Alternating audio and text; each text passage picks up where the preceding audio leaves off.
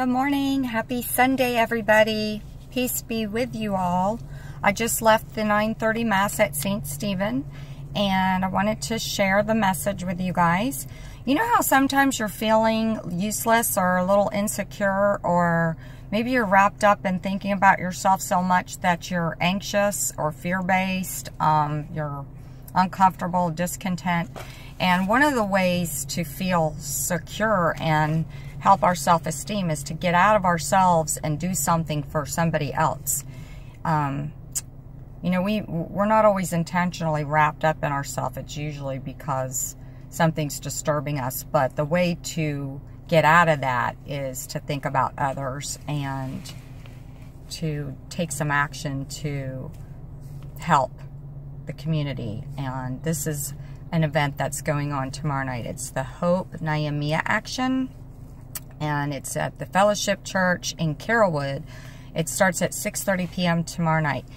And even if you take that time from 6:30 to 8 tomorrow night to pray for the people in the community that are going through problems such as the elderly that are struggling with getting to the grocery store or getting to their doctor's appointments, or for the children out there that have made a mistake and maybe gotten a misdemeanor and it's staying on their record, or they're getting a worse record for something that is destroying their future possibility of getting a good job. So this Hope Nehemiah Action is to bring people in the community. The mission is to promote fairness. It's to help the elderly, give them the dignity of living a healthy, happy life in their older age by people coming together to pick them up, bring them to the doctor, bring them to the grocery store, and just sometimes just keeping them company with conversation. So it's to achieve long-term resolution to serious community problems that are impacting families and neighbors. First-time offenders getting arrested or getting in more trouble than needed. You know, this is to raise attention for these problems within our community, within our families. And, you know, there's a high cost for the high-cost housing, and it's burdening the working families. So we need to improve care for our children, for our elderly.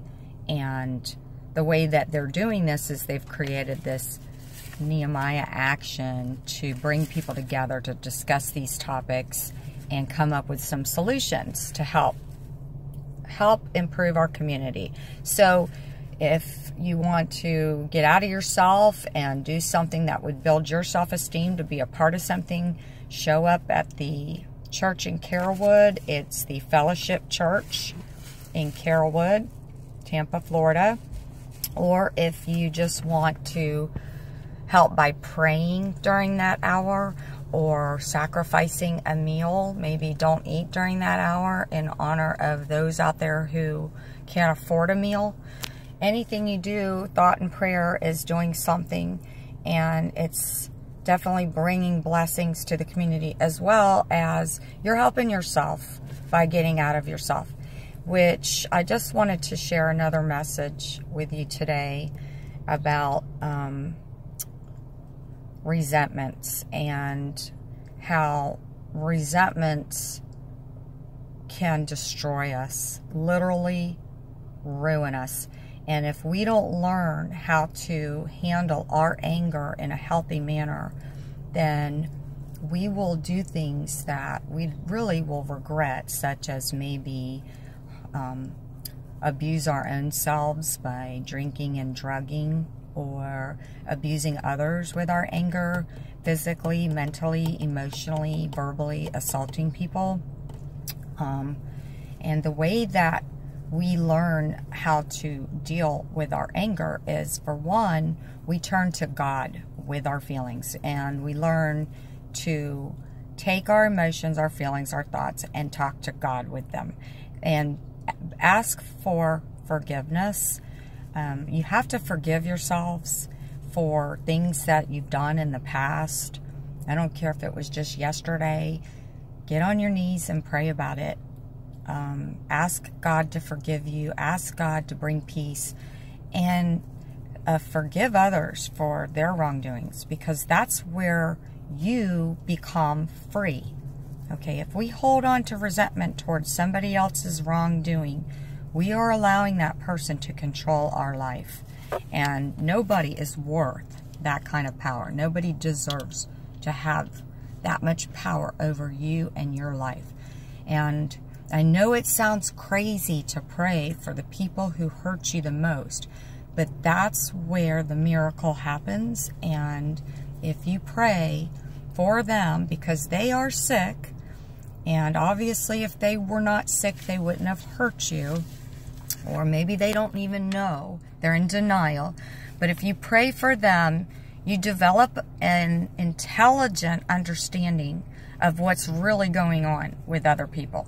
And then you no longer are allowing other people's behaviors and actions to come into you and dictate who you are or how you feel. But you have to pray for them, you have to forgive them, and you have to forgive yourselves. And that's where you learn how to be free. And don't you want to be free? We all want to be free. So it's that simple. You just let go and let God. Okay, you have to take that thing that's eating you for lunch, or hurting you, or renting space in your head where you're just playing the tape over and over and over. You have to take it, and I like to take it and lift it up. And I say, here you go, God, take that. And I'm free. I get to go on with my day with a big old smile, and I'm not allowing my mistakes or other people's mistakes to control my day. And I'm free. And so I just wanted to share that message with you, because you deserve to be free. Have an awesome Sunday. Go see Soul Circus Cowboys at the Beer Shed between 2 and 6 today. Bye now.